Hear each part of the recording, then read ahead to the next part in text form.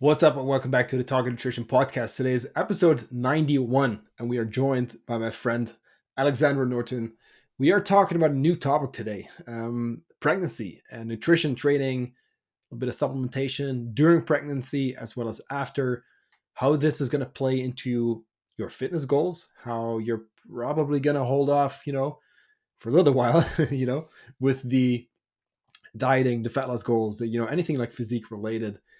Long story short, we definitely want to make sure, like, hey, we're going to be focusing on health of you, and the kid, and just in general. Hey, listen, like, also our dudes who are listening, this is super important stuff, and I think it should be common knowledge, but it's not. So we're trying to do our best here to share this stuff.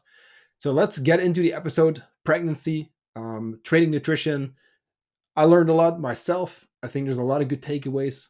And yeah, let's just dive in. And if you, of course, have any follow up questions, feel free to reach out to me or Alexandra. I'll make sure to link her Instagram profile in the show notes. And of course, as always, guys, if you like these episodes, if you want us to bring on more cool guests, right, help us grow the show by dropping a quick 5-star rating on Apple, Spotify. Highly, highly, highly appreciated. Or hey, if you learn something new, like, feel free to share a screenshot in your stories, right? Now, let's get into the episode. Talking Nutrition 91 about pregnancy. All right, what's up? How are you, Alexandra? I'm good, thank you. How are you? Good. I've been thinking of, like, who to bring on for this topic, because I had, like, literally, like, over the last 2 months, I had like three or four, or three clients become pregnant.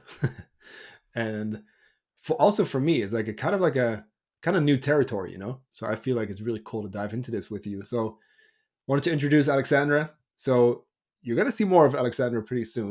I'm not going to give everything away yet, but you will. So that being said, give us a little bit of background, Alexandra. Like, what do you do? Like, why are we here? Kind of, like, what? Let's start with kind of like, what do you do, and then we'll just get into your fitness journey, and then we'll talk about pregnancy and stuff. But I think, like, I'm curious about your background too.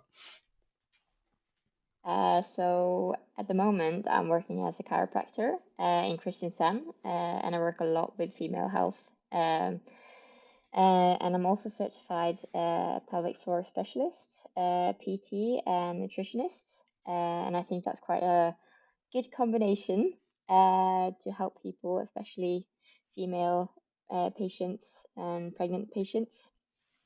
Um, and I do love the human body, especially human anatomy, like bones, ligaments, muscles, and just how we're able to move, just have always fascinated me. And I guess that's also why I ended up as a chiro. Um, but yeah, that's a little introduction. That's cool. You did judo as well, right? At like a pretty high level. Yeah, I grew up in quite an active family. My mom and grandpa run the judo club, so it's kind of natural for me to kind of dive into that. So I think my first time where I kind of started judo was around 5. Cool. But it was around the age of 13 that I kind of decided that judo is something that I really want to go for. And I really wanted to be good at this sport. So I spent hours in the gym, hours training really, really hard to kind of become really good at that sport. Um, yeah. That's cool. So I did judo as a kid. I can't remember how old I was, or young, I should say. It's a long, like long time ago. I was never really good, I don't think, or you know what? I can't even say that because I can't remember, to be honest with you. I would have to ask my parents if I was good or bad. Anyway, I do remember I loved it. Like, at that time, like, that was really cool. Um, it's wow, that's super long ago. I feel old now, but anyway, that's super cool. That was at a national level, right? Actually, international. Oh, cool. So as I aged, yeah, I actually became, or I got into the national team. So I did compete in the European Cup um, at my latest stage, which was quite fun, but also quite hard and exhausting. But yeah, that's how sports are. Yeah, for sure. I mean, and this is something I talk with our CrossFitters and weightlifting clients about. It's like, it's sometimes hard where people have physical goals and then there's the performance. And like, how was that for you? Because I know judo is also like weight class based, and then of course you're also trying to make sure that you're fueling for your training and your competitions. Like, how did that go? So it's quite a difficult balance to find, really, because yeah, as you said, judo is a weight regulated sport, and I often had to cut some weight before my competitions. So in the weeks before my competitions, I had to manage my food intake quite well to be able to train hard, keep my mental focus as well, but also not be too heavy before my competitions. So this was obviously something that you couldn't really do for long periods of times. Um, but it's amazing if you just kind of schedule things with your nutrition and training well, because you can accomplish great things both in performance in terms of winning sports, but also in terms of body composition. Um, because obviously at for my competitions, I was yeah mostly just muscles really. Yeah. Did you do a lot of like weightlifting stuff to like supplement like your judo training, or? Quite a lot actually, because judo you need to be fast, quick, strong, yeah, all of those things, and spending hours in the gym is quite important. So I had around at least 3 to 5 sessions just with weights and like different types of weight training, adding on to the judo as well. Cool. How much was the judo then? Like, how many sessions a week? Um, I should probably not say every day, but I think it was almost every day. Okay, yeah. I mean, fair enough. Like, of course, this.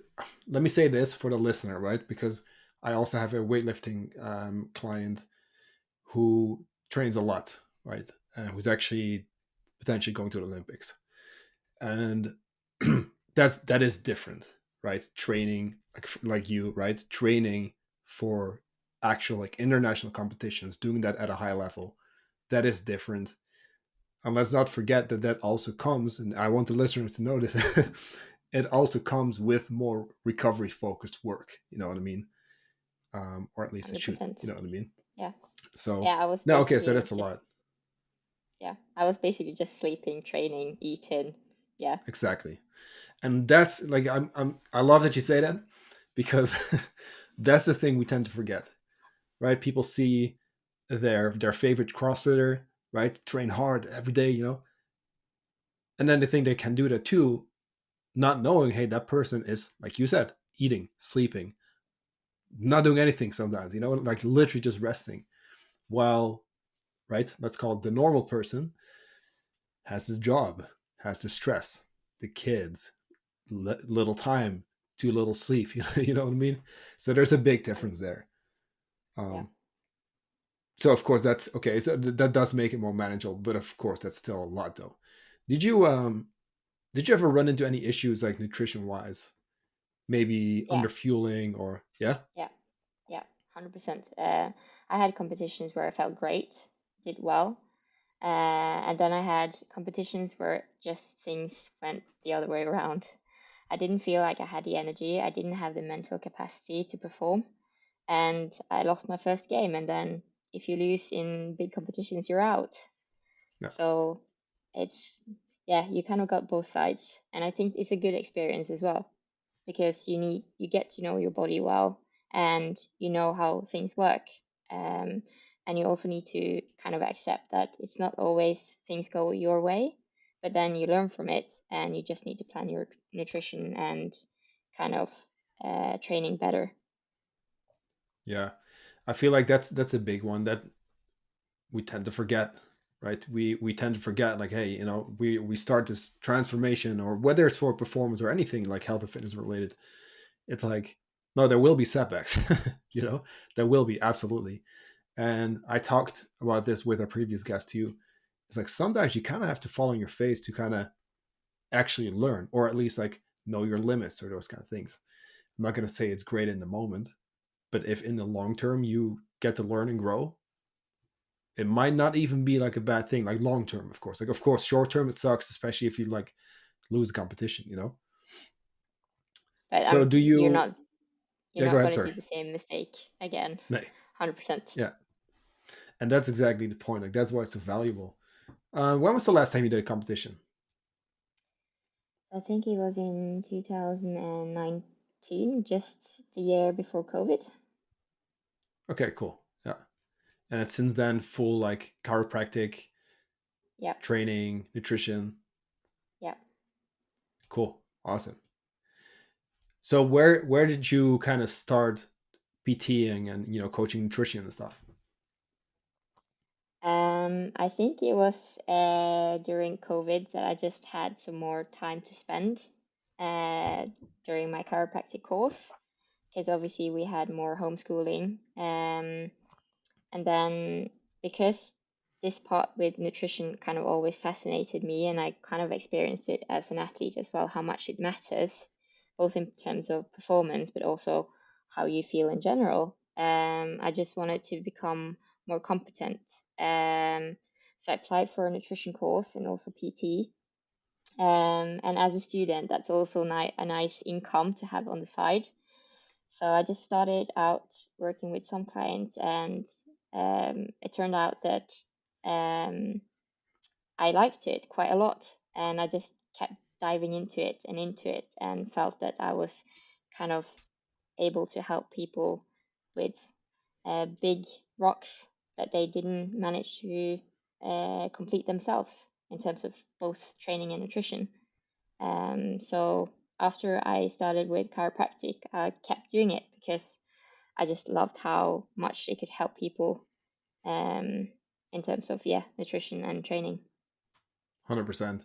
It's like one of those where you can't like think about like improving your physical health or just general health without addressing that food side of things. Like it's so important.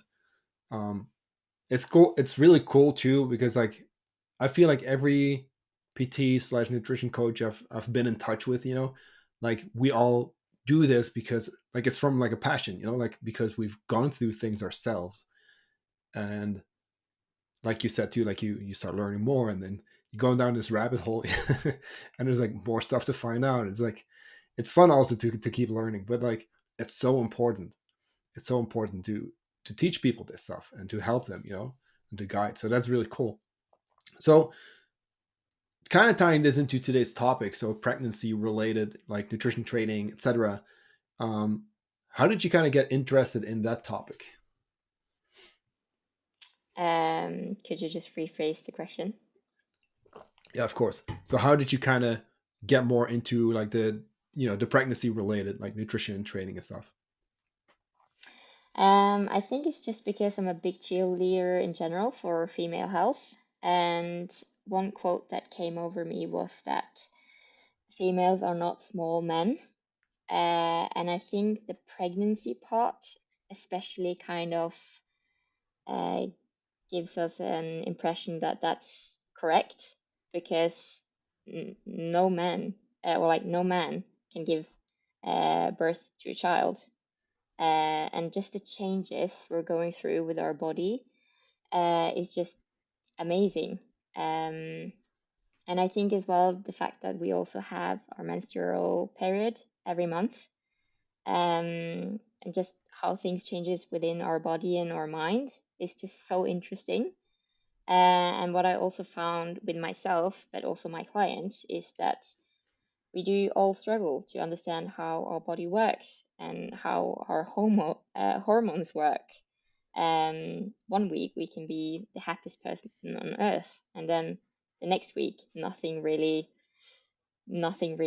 fits, or you can be angry and you can't control your feelings, and you don't know what's happening. Yeah, it's kind of unfair if you think about it. A little bit, but then I think we can also kind of embrace that we're different, Oh, and 100%. also just see the female body as a nice piece of work, if that makes Yeah, sense. absolutely. Sometimes complicated, but no, like Yeah. it's like I tell my my male clients sometimes are like, hey, I know we're struggling right now, but like we still relatively like we have it easy if you think about it, um, not dealing with menstrual cycle and changes in hormones, and of course like dudes also have issues, but like it's definitely like a whole other level, and you see more females having like autoimmune disease, and I feel like there's just way more like when it comes to like functional issues, is way more like females compared to men, which is, yeah, again, it's kind of unfair. I'm not saying that men don't deal with stuff, but like, yeah, the girls definitely have a lot on their plate, um, and it has such a big effect. Like, especially these days, it's like hormones or calories, or like people kind of separate the things, or like, no, we got to include all of this stuff into kind of like your health and fitness. Let's talk about that, because we talked about this a little bit off air before we hit record.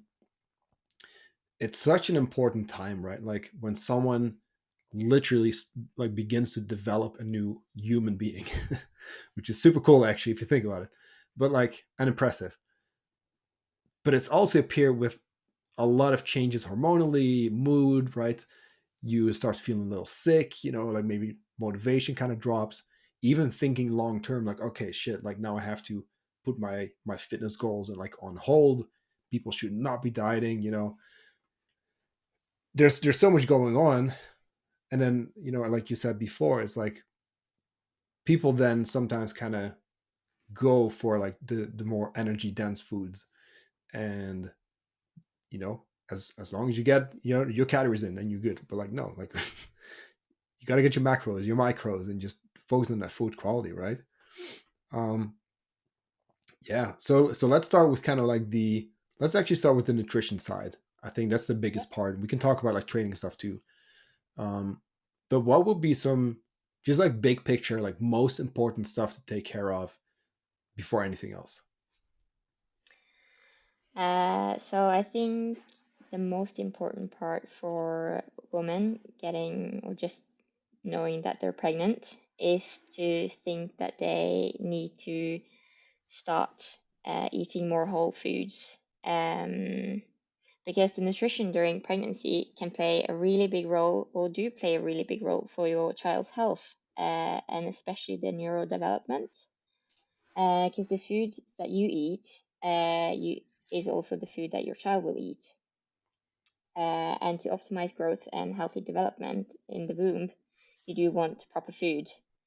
And there's actually been quite a lot of studies recently that's shown that it's a connection between mom's nutrition and the increased incidence of um, both autism, ADHD in kids, and also the huge numbers of developmental delays in children from 2 to 5.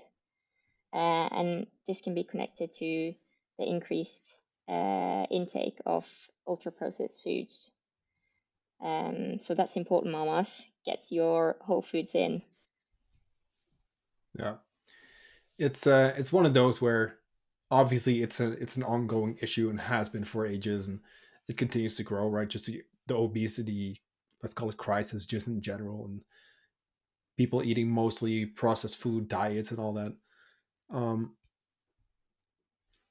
you said this before we hit record, like people sometimes then think, well, I just need the calories, I just need to eat for two, right? Well, you don't necessarily need more calories, except for the last trimester. Then you might need to eat a little bit more, around 2 to 500 ish. It's recommended. But what you need to think of is that you need more micronutrient dense food. Um, just because your baby needs a lot of vitamins and also good amount of proteins, and also healthy fats to develop both brain and their neural system.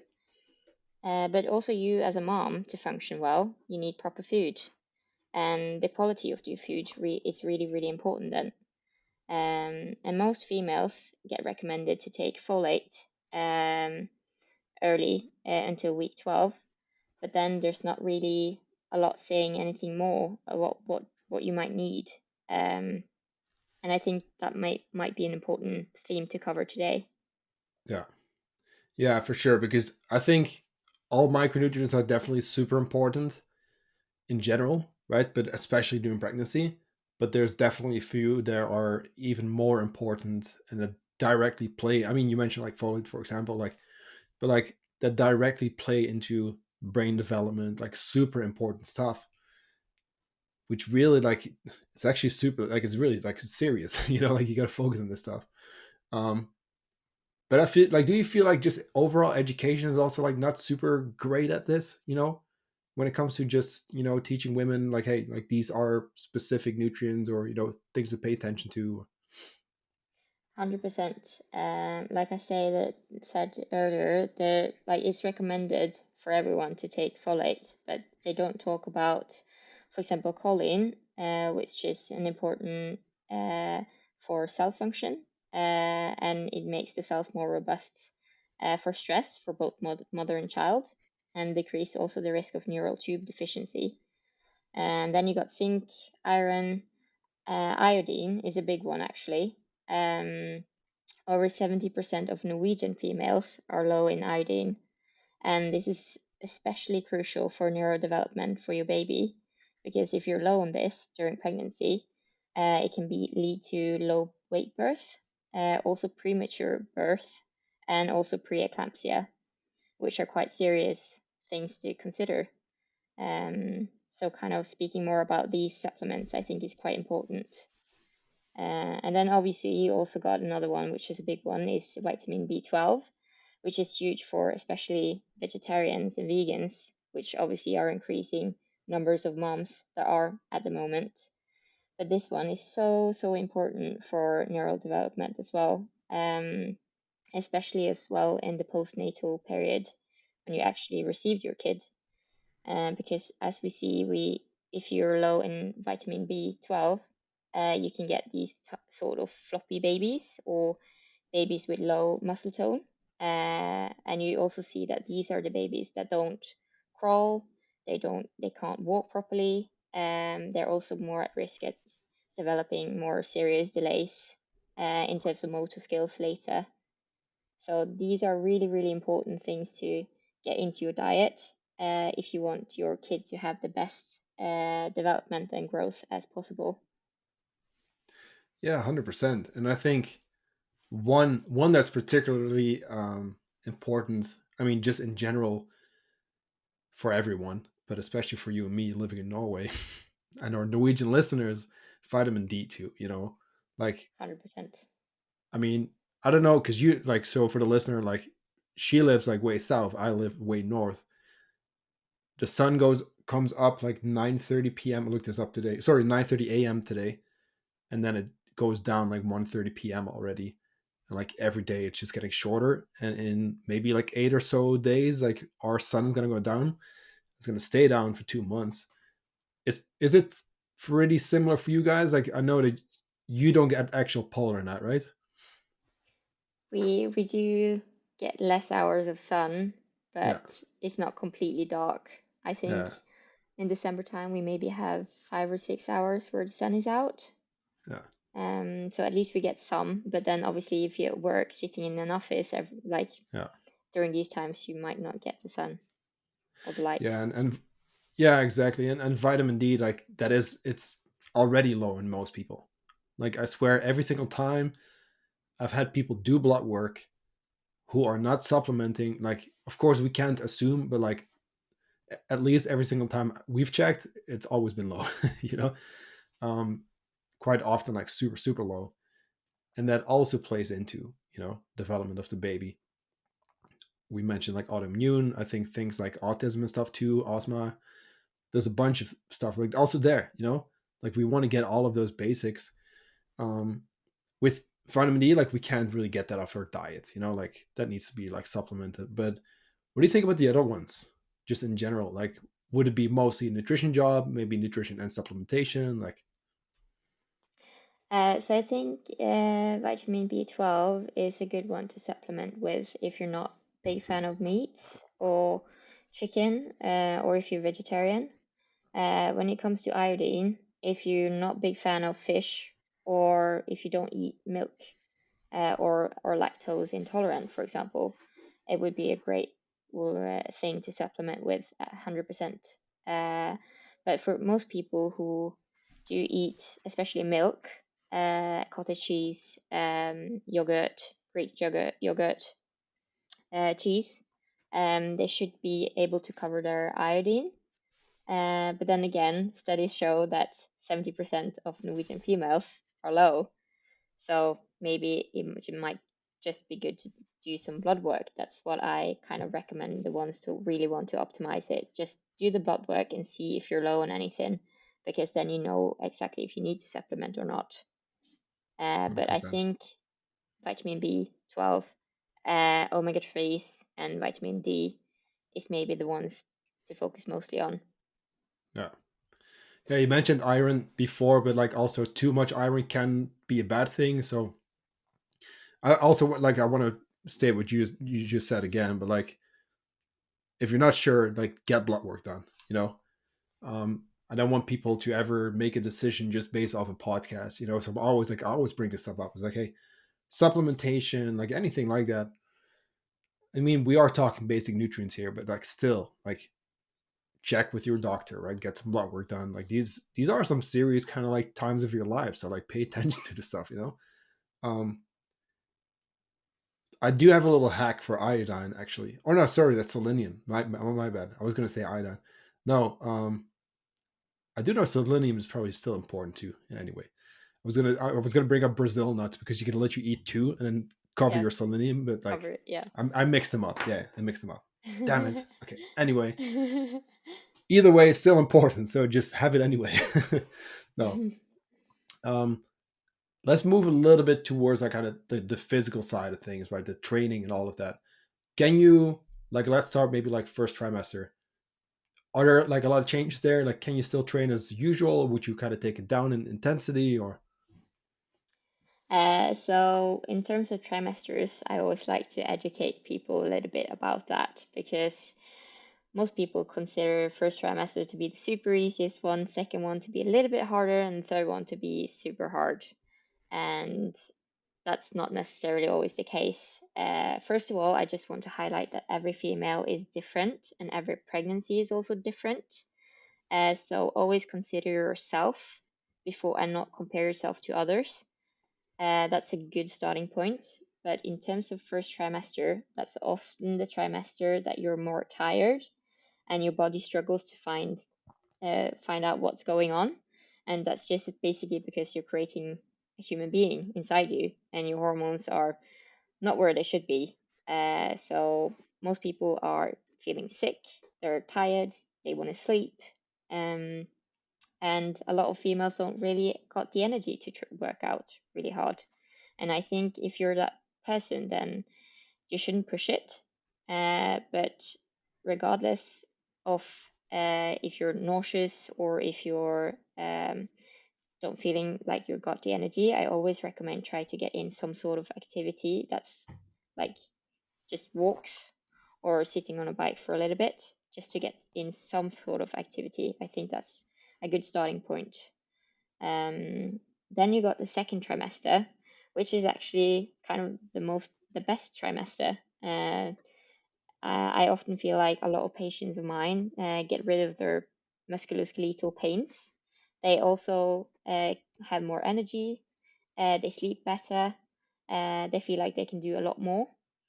So this is actually a period where you can actually try to focus a little bit more on your training and try to get some good workouts done. And it's also less risk of abortion, so miscarriage. So you should be quite safe during doing a lot of exercise here, but obviously listen to your body. And then you got the third trimester, which can kind of be good or a pain in the ass.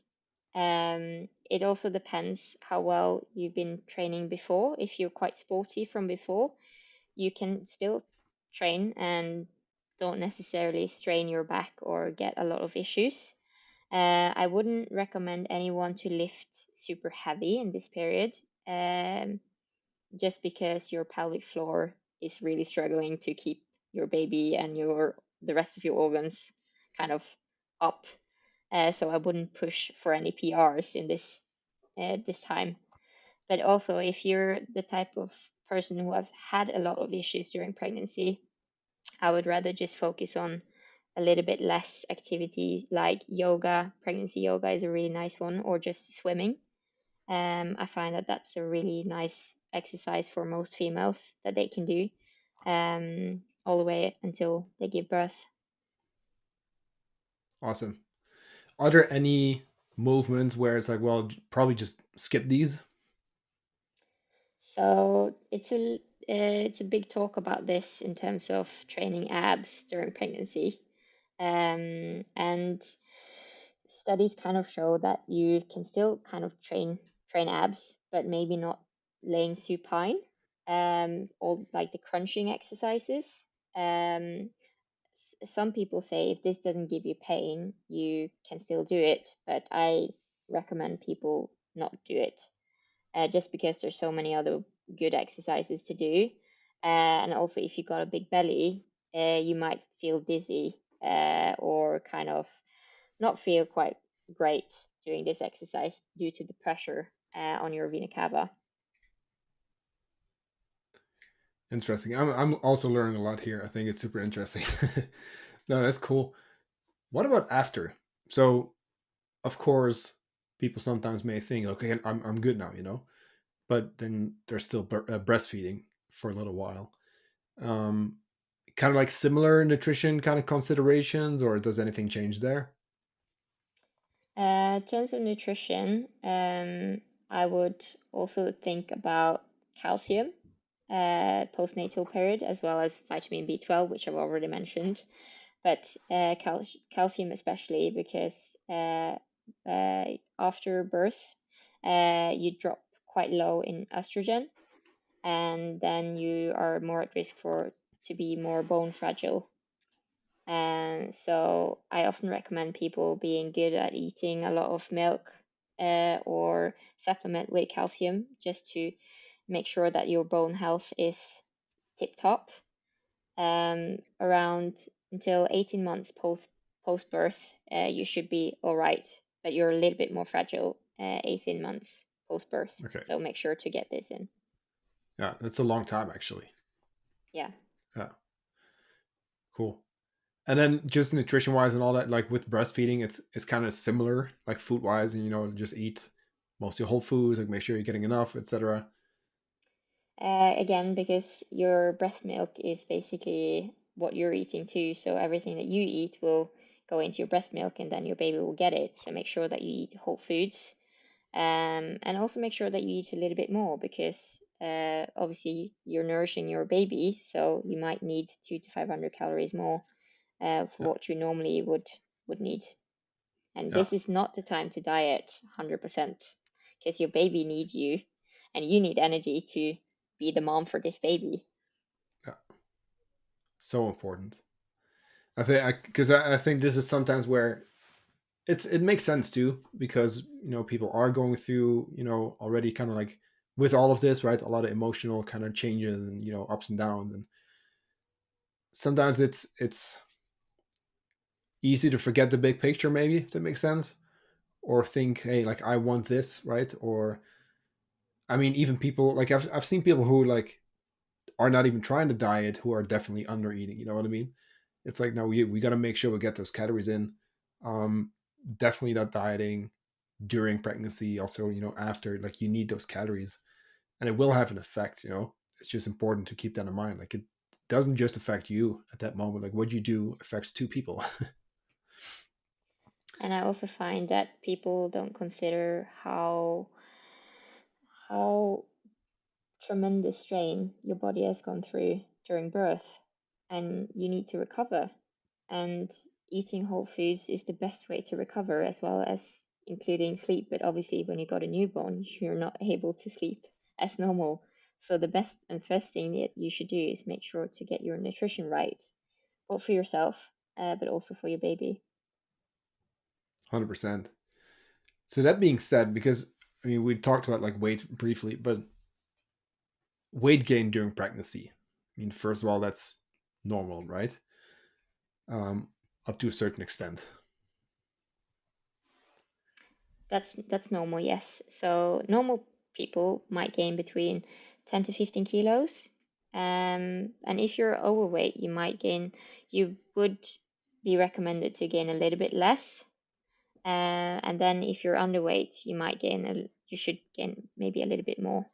But this again is kind of varies from person to person. And if you're gaining 9 kilos or 16 kilos and your normal weight, then it doesn't really matter, but something within that range.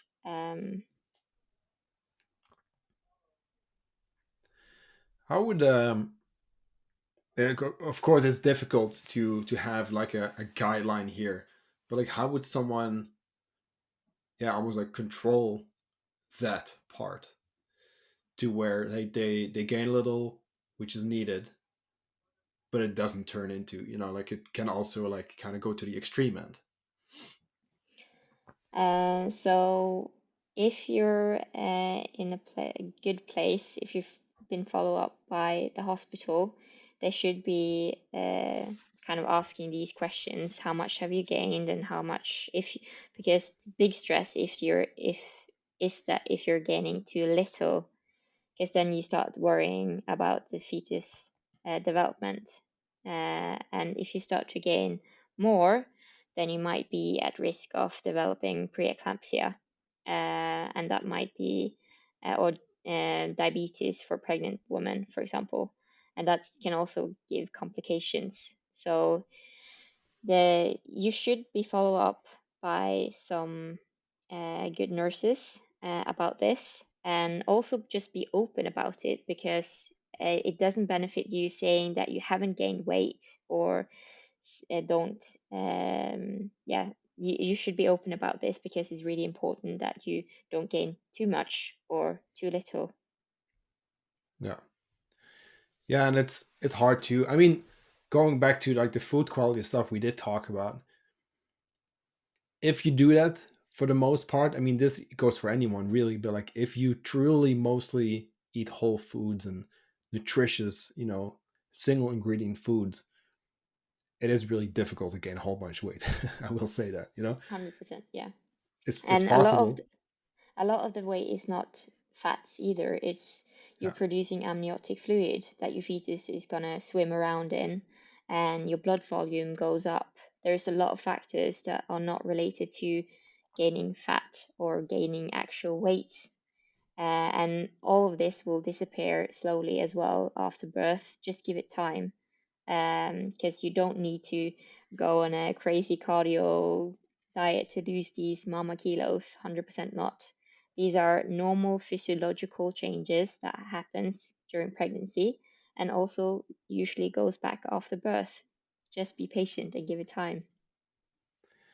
I love that you brought that up because I think we still think that weight and fat loss are the exact same thing, but no, it's not. Now, of course, it goes hand in hand. It does go hand in hand. When people are consistently losing weight, they're losing fat. If they are consistently gaining weight and it's like it's a trend, yes, like we're very likely not just gaining muscle, um, but also here, like exactly, like I sometimes also think that maybe it's a lack of knowledge, maybe it's not realizing, but it's like, hey, okay, yes, weight might be going up, but you're not necessarily like gaining like 15 kilos of body fat. So that being said, let's say, right? So let's say someone does have physique goals. They kind of want to, look jacked, whatever you want to call it, toned, yeah, etc. When would be, and again, right? It's hard to give general guidelines, etc. But how long out would you say, like, hey, like if you want to, feel free to diet, kind of. I feel like the first year of the postnatal period is really important to just connect with your baby, recover from birth, and also just try to find back into yourself. Because stressing too much about kilos, stressing too much about how your body looks the first year, where there's a whole bunch of things that you should rather be focusing on, can give you some sort of more depressive symptoms like postnatal depression. And just trying to be a little bit more focused about what really matters at the moment is that your baby is healthy, you're healthy, you are watching your baby grow, you're connecting with your baby, you're creating a family, also with your partner, getting new routines. There's a whole bunch of things that you should rather be focusing on the first year. And then also when you're kind of getting back into work, you've found your role with your body again, then you might consider start dieting again if that's something that you really want to do. But I will always recommend if you're breastfeeding and you can breastfeed until the kid is up to 2 years, um, be done with that first, just because your baby depends on you having enough energy. Yeah, I think that's a good point to kind of like wrap it up with, because yeah, I mean there are so many things that are way more important for that time, you know. Um, yeah, like you said, then trying to do the super high cardio fat loss, you know, shred or the strict diets, like maybe hold off a little. I fully understand, you know, because we work with people and people really want to lose weight, and of course, you know, we all have physique goals. Let's be honest, you know. Yes, we want to perform well and have the energy, and you know, we want to feel good and be healthy. At the end of the day, we kind of all want to look the part as well. You know what I mean? Um, or at And least be at something like a healthy, you know, fat level, or you know, fat percentage. something I also want to mention is that if you're starting too early as well, your pelvic floor might not be ready to push, especially on the training side, and then you might end up with things like urinary leakage or urinary incontinence, and that's also a stressor for your body that you might have to deal with later on as well. So just make sure that you're ready when you're going in back into fitness, um, because you're going to have your body a long time. And as I said as well, you just gave birth to a human being that really needs you. So make sure that that human gets a lot of love and attention as well. Absolutely. Cool. Alexandra, thanks for coming on. Let's do It this was again. I lovely. know we'll do this again. Yeah. Yeah. Uh, where can the listener find you? So I have an Instagram account which is called chiropractor Nordtun, just in Norwegian, so chiropractor Nordtun. And then I'm also on Facebook if somebody wants to. I put out some stuff there as well. I don't have a Twitter account, unfortunately. So if you really want to kind of reach out to me or follow my content, I think Instagram might be the best way to do it. Awesome. Otherwise, I'm in Kristiansand as well. If anyone comes around in Kristiansand and need a chiropractor, I'll be there. I kind of need one, to be honest with you. My neck is a mess, but but I live like way north. It's a day drive, I think. So Well, we'll awesome. sort it out when we see each other next time. For sure. I'll make sure to link your pages, so Instagram and Facebook, in the show notes. And to our listener, if you enjoyed this episode, make sure to share a quick screenshot of our episode on your stories. Would be highly appreciated. Or go to Spotify, Apple, drop us a quick 5-star rating